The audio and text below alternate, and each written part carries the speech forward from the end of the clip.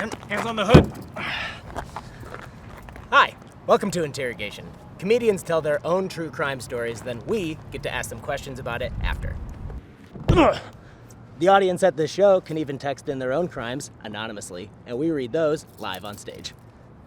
Come on, I told you, man, it's my dog.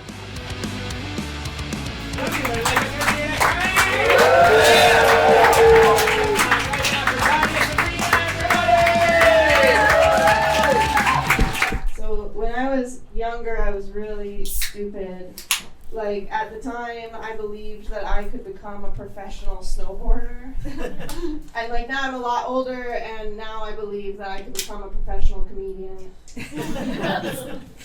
But I grew up in Canada, and I grew up in a ski town, and I did grow up poor, though, but, like, I loved skiing. I was exposed to it enough. I fell in love.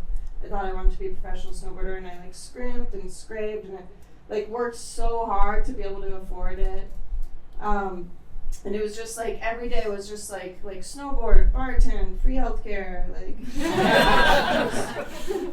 crushing it, and I loved it. It was amazing. Now the thing is, if you want to become a professional snowboarder, one of the things you got to do is you got to do it year round, right? Like, you're never gonna get good at something if you're only doing it 4 or 5 months a year. So the trick is to switch hemispheres, because when it's summer here, it's winter there. So if you keep switching hemispheres, you're just in winter all the time. You're basically gay for winter. And the thing to do was to go to like New Zealand or go to, I don't know, that's the only one I can think of. But at the time, in the mid-2000s, there was this place that existed for only 10 years in New Zealand. It was called Snow Park. And they had like famously hired the best half-pipe cutter in the world. So like the guy who shaped the half pipe, he did like the X Games, he did Super Park, he did everything. So like anyone went to Snow Park in New Zealand to shred. And I worked so fucking hard, like I saved up for years and years and finally got there, and I got like this amazing house, and I got the perfect job, and I had just enough money to like pay rent and eat and hitchhike to the hill, and I was like riding in this perfect park surrounded by my idols, and I was like getting better every day, and it was just like this perfect experience, and I just was loving it. It was like one of the best times in my entire life. And it was the summer. I'm Canadian, and so July 1st comes along, which is Canada Day. So a bunch of Canadians threw like a big fucking awesome party, and the Kiwis loved it, and we just had like this wicked time. Like, they taught us their drinking games, we taught them our drinking games. We had an awesome time. And when the night ended, a bunch of my buddies wanted to drive home. And I was like, don't fucking drive home. Like, we've been doing keg stands all night. Like, what is wrong with you, you know? And they're like, well, it's fine. And it's like, it's true. It was in like a really tiny, empty town. So like, if anything did happen, they would have just like crashed into a building, you know? Like, nothing major. But so like, I'm like, you know what, fuck you guys, like, you're being idiots, I'm gonna walk home, it's a nice night. So I like start walking home, and there's like the stars are above me, and the moon is shining on the lake, and then there's mountains all around, and it's like reflecting off the snow, and it's just like so gorgeous, and I'm just like really feeling myself. And around the corner comes this car that's going like really slow and driving erratically with its fucking headlights off. And I'm like, well, look who it fucking is. So I drop trow and I moon him. And I'm like, what the fuck is up, assholes? And then it's like, boo!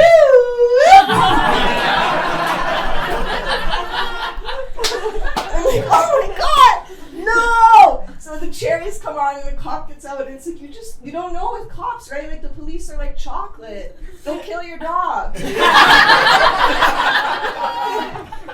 know? So I was like, fuck, like, put my pants on. And this Kiwi cop gets out, and he's like, just furious. He's just so mad at me. He's like mid, I don't know, you know, like vaguely 40 to 50, like regular white Kiwi, and he's like, I don't need to see that. I have a wife. And he just being like, I don't need to see that. And I was like, just the way he said it, I was like, it's not that bad. Like, I don't need to see that. so fucking mad. So he like cuffs me and he roughs me up and he puts me in the back of the car and then he drives me to my place and makes me get my passport and he confiscates it and he's like, I'm gonna kick you out of the country. And I was just like devastated. Like I had scrimped and scraped and like I was just like trying so fucking hard to make it and I was like having the best summer of my life, summer winter, and I was so sad. So he takes me to the cop shop and it's in this tiny town in New Zealand. Like it's literally like a lake surrounded by mountains and like a few little houses like the Hobbits live there, you know, it's just and there's no one at the cop shop at night. Like it's this tiny town in New Zealand, right? So he has to like unlock it. There's no one in there. He has to like turn everything on. And I'm just crying. I'm just so sad. First of all, I'm wasted. And second of all, I think I'm getting kicked out of the country and this whole dream of mine is gonna come to an end. And he like gives me mug shots where I'm just like sobbing and he does every single finger and full handprint and he throws me in the cell. And then we're like sitting there, just like, it's just us. And so like an hour goes by and I'm kind of like looking at him. I'm like, we doing this all night? You know, I'm like kind of sniffling, whatever. And then he finally realizes, he's like, oh, if she's here, I have to stay here. And, like you could like see it on his fucking face. So he like unlocks me out of the cell and he's like, Kate, go home and then come back at 9 a.m. and get your passport and collect your punishment. And I was like, okay, so I go home and like I cry all night and I act like really fucking dramatic and I watch the sun come up and I'm like, my dreams are shattered and like, he didn't even get the drunk drivers. So I go there, so whatever. So the sun comes up, I wait, it's 9 a.m. I walk down, 9 a.m., get to the cop shop, it's open, there's like, it's full of people finally, it's like business hours, right? And I like walk in and I'm like clearly the first person who's come in today and they all take a look at me and they all just start kind of laughing. They're all like, you can see them holding it in and this like really official like sergeant-y boss looking guy comes and he just kind of like swoops me in. And he's like, come with me. And he like, basically like, you know, the little like boss office and he like does the thing where he closes all the blinds or whatever. And he's like, look, you mooned Richard last night. And I'm like, I did, yes. And I was like, okay. Nobody likes him.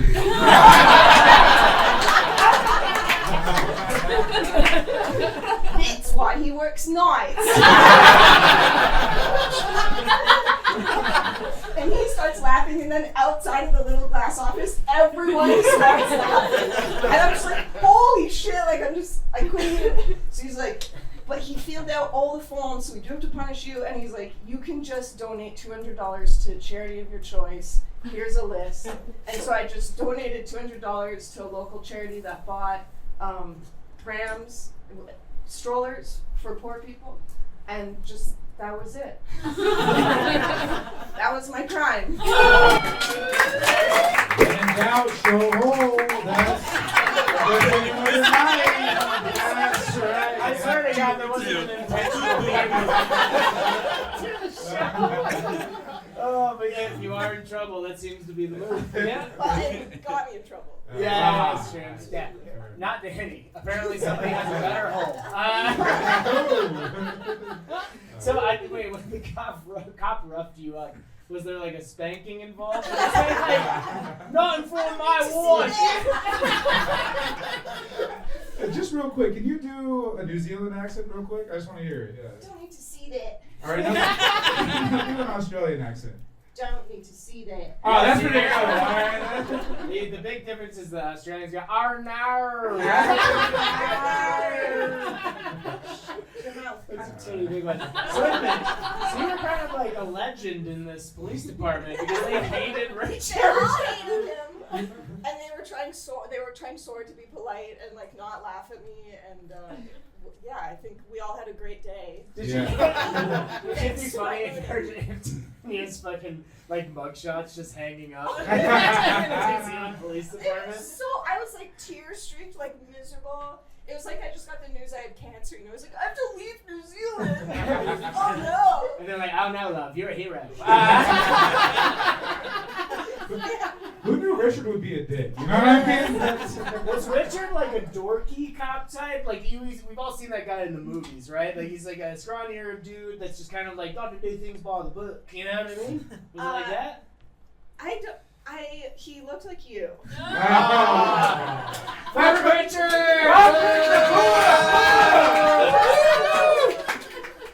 Take that, Richard. Yeah. He just looked like a guy. Like Okay. any What's guy, your actual name? basically. Jake. Oh, I was gonna say if it was Richard. Do we have a Richard He here? just looked like such a normal guy. Yeah, just like plain Jane kind of dude, whatever. Any questions for Tanya? Any questions? Did you run into Rich again? No, thank Oh, God. too bad. Yeah. How's it happen? How about his wife? It was amazing.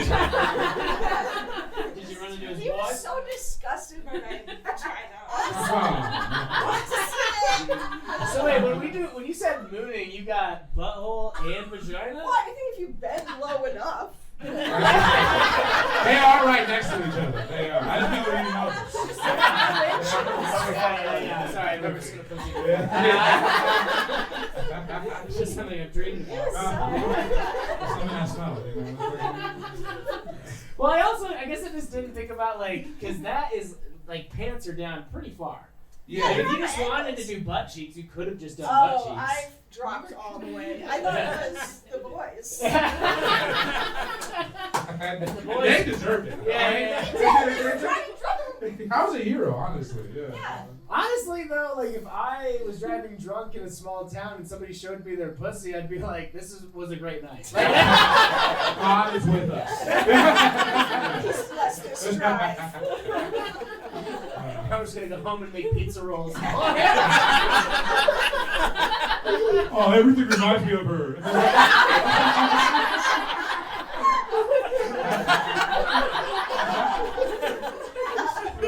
Any other questions?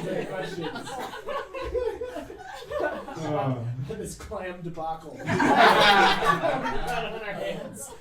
Any more? Okay, if not, we can get to some text messages. We can do that. Ooh. Alright, let me see. We've got a couple of juicy ones here. Got the cops called on my family because the neighbors saw us in our religious wear and thought we were terrorists. What religion? Islam. Yeah, that's the one we hoped it wasn't. That's right. Never forget.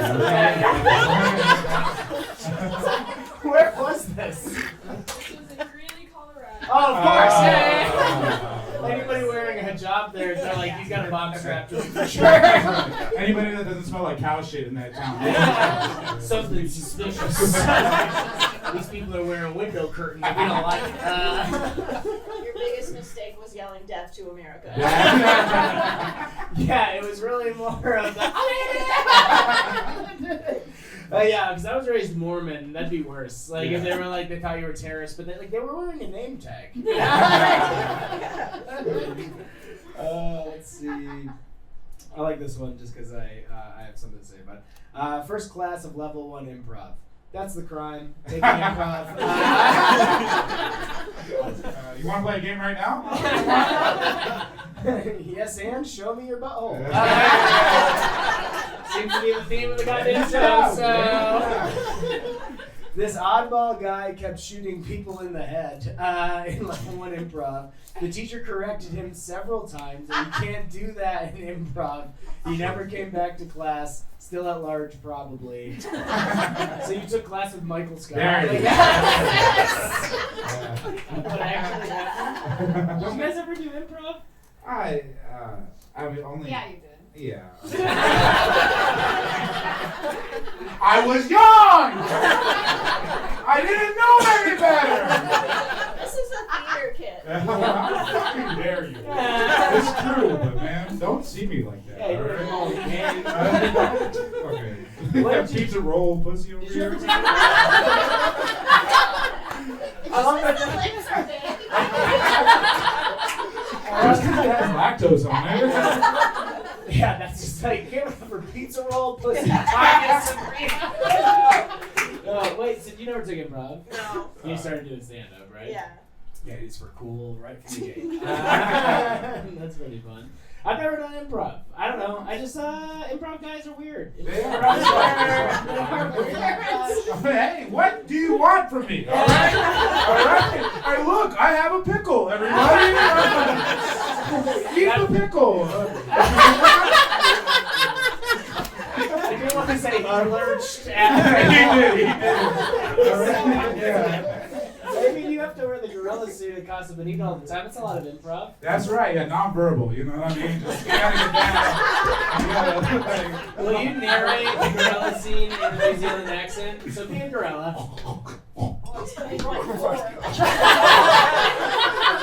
Always getting real close, man. There's pickle in his mouth.